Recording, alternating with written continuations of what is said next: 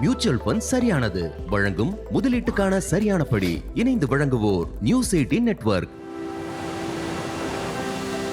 என்னுடைய பேர் பாரதிதாசன். நான் இப்போ ரீசெண்டாக ஒரு ஹோம் ஸ்டே ஓப்பன் பண்ணியிருக்கேன்.